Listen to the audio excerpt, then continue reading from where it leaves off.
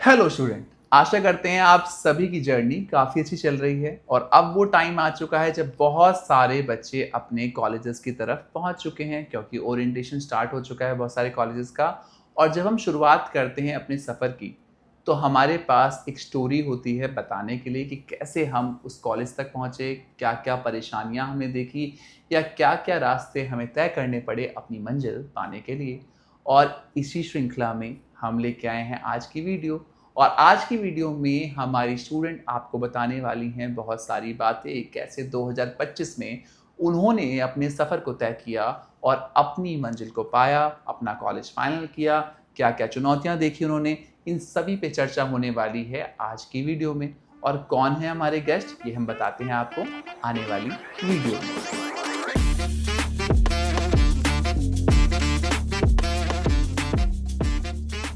तो आज की वीडियो बहुत ही इम्पॉर्टेंट होने वाली है क्योंकि किसी के भी एक्सपीरियंसेस से हमें बहुत कुछ सीखने के लिए मिलता है। और ख़ास तौर पे जब हम स्टूडेंट रिव्यू लेके आते हैं, उनकी जर्नी के बारे में डिस्कशन करते हैं, तो आप सभी को बहुत सारी प्रेरणा मिलती है और बहुत सारी बातें सीखने को मिलती हैं।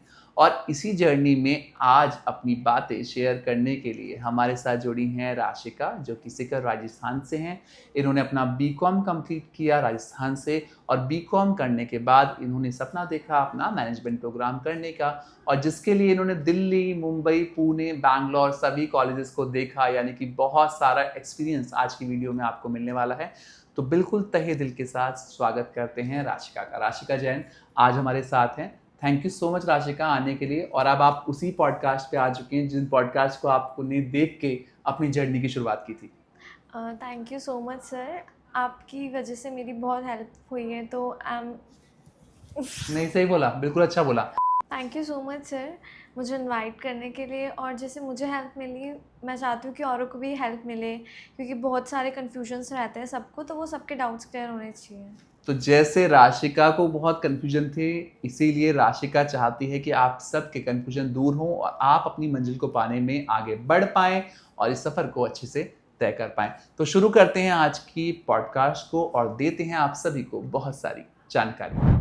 राशिका, हर किसी की जर्नी के दौरान बहुत सारी प्रॉब्लम्स आती हैं, खास तौर पे जब हम बात करते हैं एमबीए या फिर पीजीडीएम प्रोग्राम की। सबसे पहला क्वेश्चन तो मन में ये आता है कि कौन सा प्रोग्राम करना बेहतर है। आपने इस जर्नी को पार किया और अभी आप अपने कॉलेज में हैं इस टाइम पे, आखिरी में बताएंगे कि किस कैंपस में आप। तो इस जर्नी के दौरान आपने इस कंफ्यूजन को कैसे दूर किया और क्या समझ में आया आपको? मुझे कन्फ्यूजन था कि मैं पीजीडीएम में जाऊँ, एमबीए में जाऊँ, क्या करूँ। तो बट फिर मैंने रिसर्च किया तो आई गॉट टू नो कि एमबीए के अंदर ज़्यादा थियोरेटिकल बेसिस पे रहता है राइट। एंड पीजीडीएम के अंदर प्रैक्टिकल लर्निंग रहती है। तो अभी ज़्यादा प्रैक्टिकल लर्निंग पे फोकस रहता है, तो मैं पीजीडीएम को चूज़ करती हूँ। तो राशिका ने तो चूज़ किया पीजीडीएम प्रोग्राम बिकॉज उन्होंने बिल्कुल कट शॉर्ट में बताया कि उनको लगा कहीं ना कहीं कि MBA more and less theoretical ज़्यादा रहता है, रट्टाफिकेशन ज़्यादा रहता है, और पीजीडीएम प्रैक्टिकल बेस्ड लर्निंग पे आधारित है। तो कहीं ना कहीं उनको पढ़ने में मज़ा भी आएगा और जितनी चीज़ें हम प्रैक्टिकल करके सीखते हैं वो हमें लाइफ टाइम याद रहती है, बिकॉज हमारा सबकॉन्शियस माइंड उन चीज़ों को अपने दिमाग में घुसा लेता है और हमें उन्हें सोचने में, समझने में ज़्यादा दिक्कत नहीं आती है। तो राशिका, मेरे को लगता है कि आपने पहला हर्डल तो बहुत इजीली पार कर लिया था। हाँ। तो इस हर्डल को पार करने के लिए जब हम बात करते हैं रिसर्च करना कि मुझे एमबीए करना है या पीजीडीएम करना है, किस प्लेटफॉर्म पे आपने ज़्यादा भरोसा किया उस टाइम पे और किस तरीके से चुनौतियाँ क्या क्या आई समझने में? जैसे मैंने काफ़ी मेरे जो टीचर्स थे उन लोगों से डिस्कशन किया, बट सब अलग अलग सजेशंस दे रहे थे, तो मैं कंफ्यूज थी क्या करूं क्या नहीं करूं। और मैंने फिर गूगल वगैरह, लिंक्डइन और भी काफ़ी लाइक प्लेटफॉर्म्स पे चेक किया, बट मैं थोड़ा कंफ्यूज ही थी। बट फिर जैसे आपसे मेरी बात हुई तो मुझे काफ़ी अच्छा तरीके से समझ आया कि मैं कैसे क्लियर क्या करूँ। तो आपसे मिलकर मेरा ये कन्फ्यूजन क्लियर तो ये तो बिल्कुल राशिका ने अनफिल्टर्ड आंसर दे दिया। इसमें यही सार निकल के आया, जब आपका सारथी अच्छा हो तो आपकी मंजिल आपको मिल ही जाती है। तो ये बहुत इंपॉर्टेंट पॉइंट है, जब भी आप इस सफर में आगे बढ़ेंगे तो ये कंफ्यूजन सबसे पहला आएगा राशिका, राइट? कि Yes. हमें कौन सा प्रोग्राम करना है। और जब ये कंफ्यूजन आता है तो हमें समझ में नहीं आता कि हमारे लिए कौन सा प्रोग्राम बेहतर है। इतने सारे लोग हमें राय सलाह देने वाले मिलते हैं जो आपको कंफ्यूज भी कर देते हैं। तो इसलिए मैटर करता है कि सलाह आप किससे ले रहे हैं, और सलाह आप ऐसे इंसान से लें जो एक्सपीरियंस्ड है, जो प्रॉपर सर्टिफाइड है, जो आपको काउंसलिंग करने के लिए इसके पास वो प्रॉपर नॉलेज है, तो आप बेहतर तरीके से चुनाव कर पाएंगे कि किस दिशा में आपको अपना तीर चलाना है, क्योंकि अगर दिशा ही गलत होगी तो मंजिल नहीं मिल पाएगी। ये तो इम्पॉर्टेंट है। राशिका, आपने पहला पॉइंट तो बहुत अच्छे से समझाया कि जो जर्नी का पहला सवाल होता है वो कहीं ना कहीं कोर्स को लेके आता है कि यार कोर्स कौन सा चूज़ करें, हम एमबीए करें या पीजीडीएम करें। एमबीए आमतौर पे सभी ने सुना होता है, पेरेंट्स ने भी सुना होता है, तो ईजी होता है चूज़ करना, बट पीजीडीएम का चुनाव करना थोड़ा सा डिफिकल्ट होता है, जो कि आपने अपनी जर्नी में बताया कि आपने कैसे चुनाव किया। अब राशि का सेकेंड पॉइंट आता है, कोर्स तो आपने चूज़ कर लिया, कॉलेज कैसे चूज़ करें। तो कॉलेज को चुनने के मापदंड या पैरामीटर क्या रहेंगे, मतलब जो आपने अपनी जर्नी में बनाए नोट्स कि भाई इन पैरामीटर्स के बेसिस पे मैं कॉलेज को चुनूंगी कि अच्छा है या बुरा है, ये पैरामीटर कैसे डिसाइड किया और क्या पैरामीटर आपने रखे अपनी जर्नी के दौरान? सर सबसे पहले तो मैंने ये नोटिस किया कि ऑनलाइन हम देख कर के कुछ भी नहीं डिसाइड कर सकते। हमें कॉलेज अगर किसी में भी एडमिशन लेना है तो हमें ऑफलाइन विजिट करना ही पड़ेगा, तभी अपने को उसकी सारी रियलिटी का रियलिटी पता पता हो चलेगा, चलेगी। राइट। और फिर उसके बाद के अंदर मुझे ऐसे था कि लोकेशन लोकेशन भी हमें पता रहनी चाहिए कि हमें कौन सी जगह लेना है, मुंबई, पुणे, दिल्ली या बैंगलोर साइड, जहाँ भी हमें लेना है हम लोग को क्या नीड रहेगी उसके अकॉर्डिंग हमें लोकेशन देख करके चूज़ करना चाहिए। तो पहला पॉइंट तो यही था आपका कि आपको खुद विजिट करना है, हाँ। प्रॉपर कॉलेज विजिट करके फिर ही हाँ। लेना है। और दूसरा पॉइंट आपने बोला कि कहीं ना कहीं क्योंकि आप सिकर राजस्थान से थी, कि ये पता होना चाहिए डे वन से कि भाई मुझे किस जगह से करना है। हाँ। क्योंकि कॉलेजेस तो इतने सारे हैं, कहीं ना कहीं हम अगर सारी जगह टारगेट करेंगे तो हम सही विकल्प तक नहीं पहुंच पाएंगे।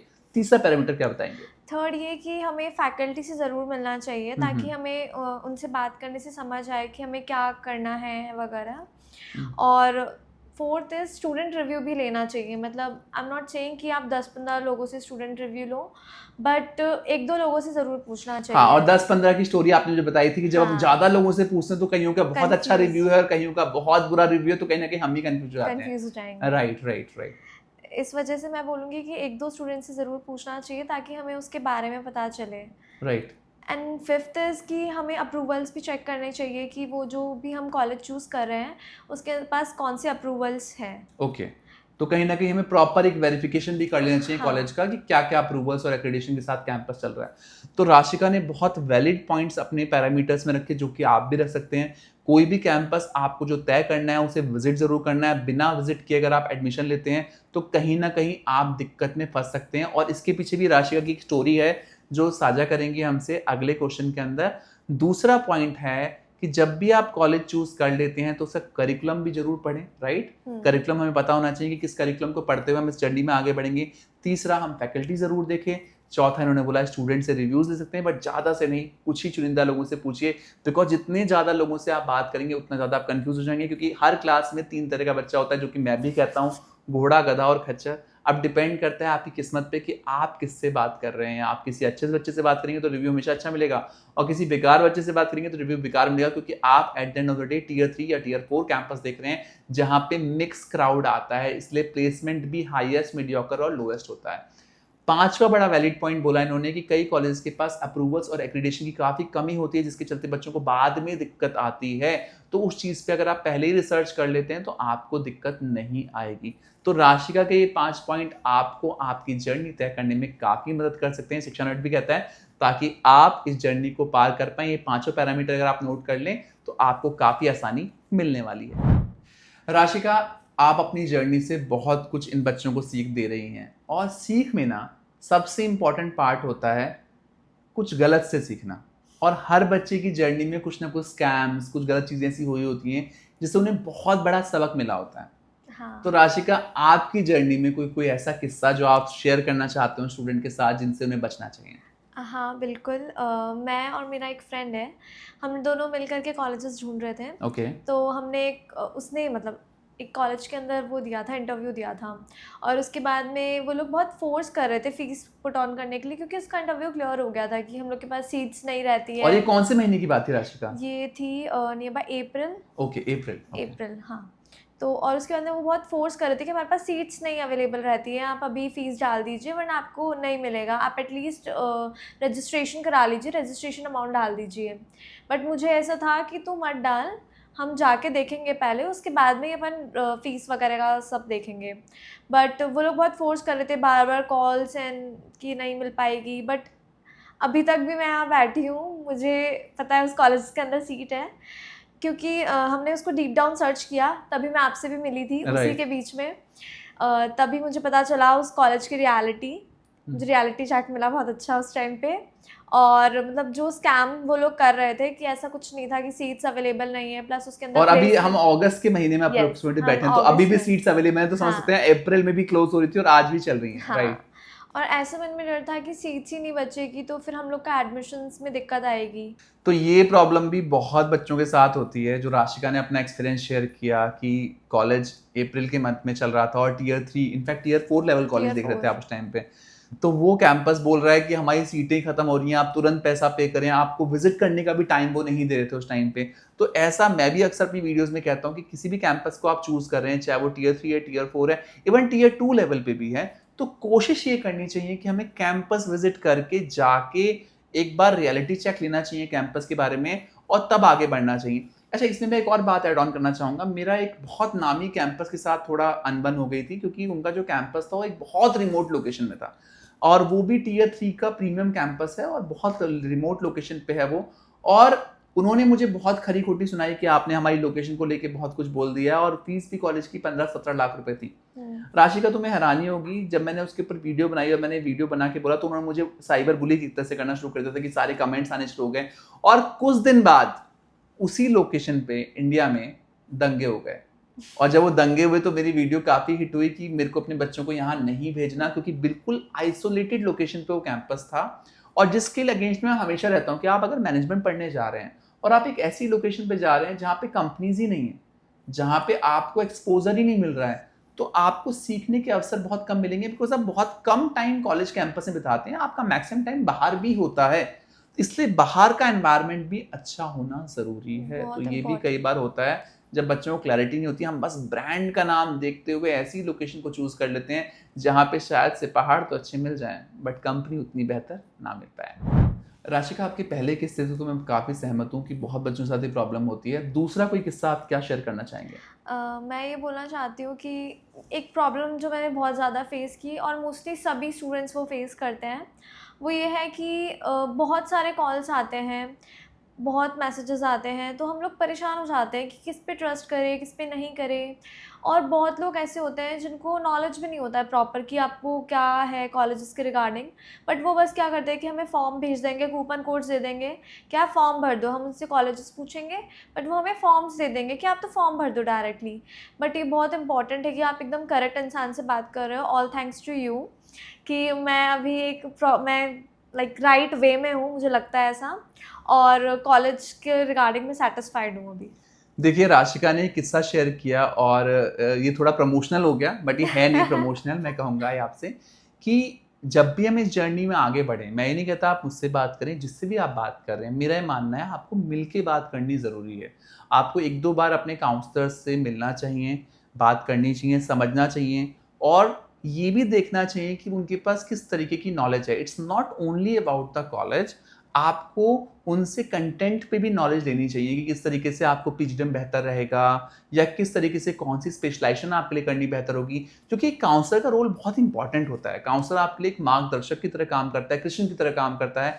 अर्जुन को आगे बढ़ने के लिए कृष्ण की जरूरत थी, ऐसे ही एक काउंसलर आपकी जिंदगी में सही कॉलेज और गलत कॉलेज के बीच का गैप दूर करता है। इसीलिए आपको उनसे मिलना, बात करना, समझना बहुत ज़रूरी है। और ख़ास तौर पे इस टाइम पे जब इतने सारे काउंसलिंग के लिए कॉल्स आते हैं, सही और गलत करने का फैसला बहुत इंपॉर्टेंट होता है। हर कोई राशिका जैसा लकी नहीं होता कि उन्हें हम मिल जाए। कई लोगों को ऐसे लोग भी मिलते हैं जो गलत होते हैं। तो हम बिल्कुल भी नहीं चाहेंगे कि आप ऐसी किसी प्रॉब्लम में फंसें, इसलिए हमने ये क्वेश्चन भी लिया। चाहे ऐसे आप प्रमोशन मांगे या कुछ भी, आप हमसे ही बात करके अपनी जर्नी को आगे बढ़ा सकते हैं। राशिका, इस जर्नी के दौरान आपने कॉलेज का चुनाव किया, आपने कैंपस देखा, विजिट किया, फैकल्टी से मिले और आप फिलहाल एडमिशन भी ले चुके हैं। एक पड़ाव आता है जब आपको कॉलेज की फीस देनी पड़ती है और आपने लोन का विकल्प चुना और बहुत सारे बच्चे ऐसे हैं जो एजुकेशन लोन चूज़ करते हैं। तो एजुकेशन लोन लेते समय किन किन परेशानियों को बच्चे फेस करते हैं, आप अगर इस पर रोशनी डाल पाएँ? हाँ सर, जैसे ऑल थैंक्स टू यू, मुझे तो इतना कोई मुझे इशू नहीं आया।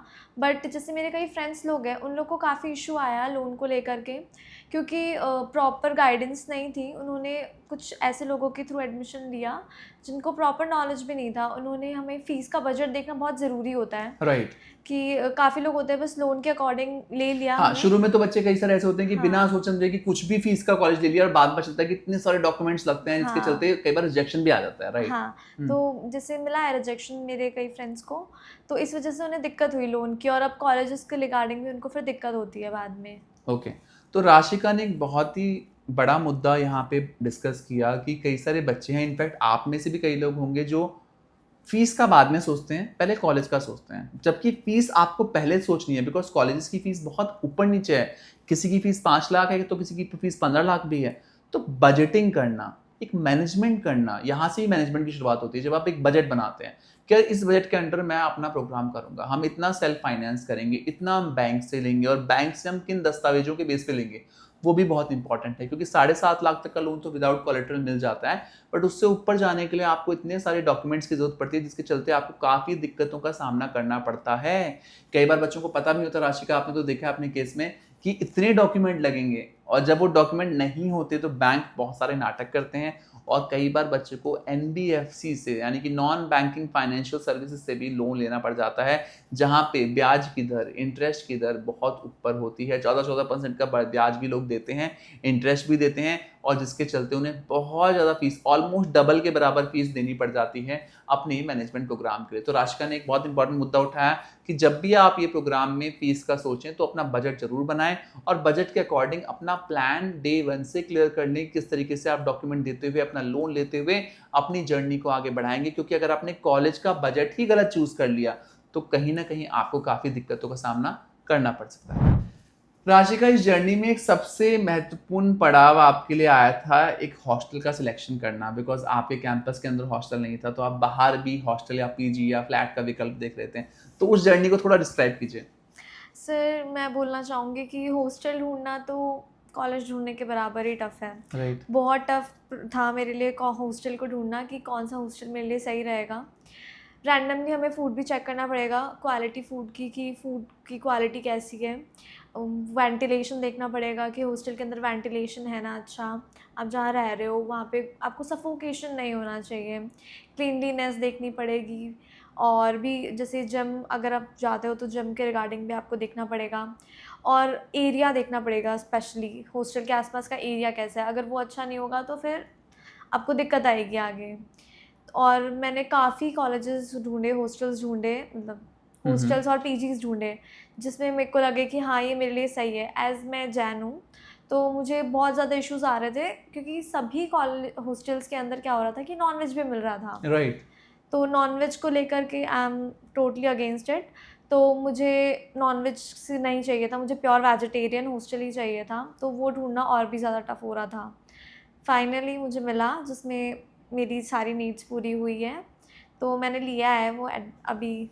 तो राशिका, इस जर्नी के दौरान मैंने देखा, जब मैं आपसे पहले बात करता था, इतना डिफिकल्ट नहीं लगता था कि हॉस्टल ढूंढना इतना डिफिकल्ट होगा।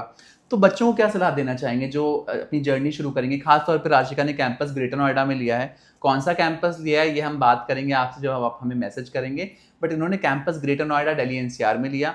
तो राशिका, जब आप आए तो आपको क्या लगा कि क्या गलतियां आप कर रही थी? आप घर बैठे कैंपस देख रही थी, जहां तक हाँ, एक गलती तो ये लगी मुझे। ये मैं घर बैठे देख रही थी, ऑनलाइन देख रही थी। ऑनलाइन देखने में मुझे लिटरली सब अच्छे लग रहे हैं। फ्रैंकली स्पीकिंग, ऑनलाइन देख के बिल्कुल भी हमें कुछ नहीं करना चाहिए, हमें आके अच्छे से ऑफलाइन देखना चाहिए।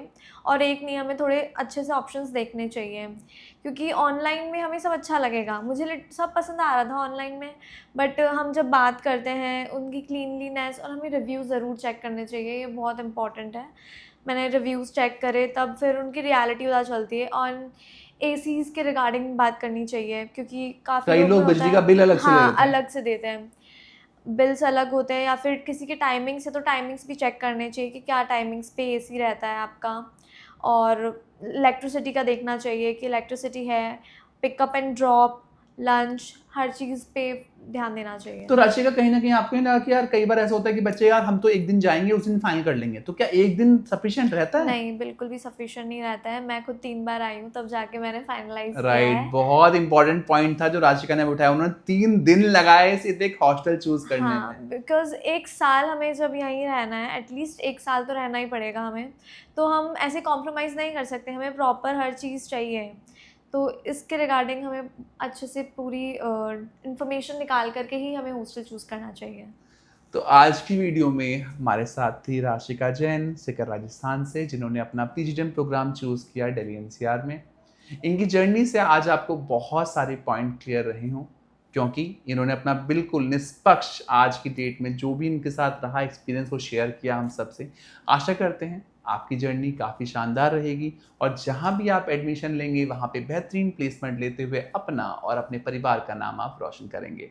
अगर फिर भी कोई डाउट, क्वेरी, शंका या क्वेश्चन आपके मन में है, आप स्क्रीन पे दिए गए नंबर पे हमसे कांटेक्ट कर सकते हैं, हमारी टीम से जुड़ सकते हैं। आशा करते हैं सब शुभ मंगल हो और आपकी जर्नी सुखद रहे। Thank you so much for watching guys. Best of luck.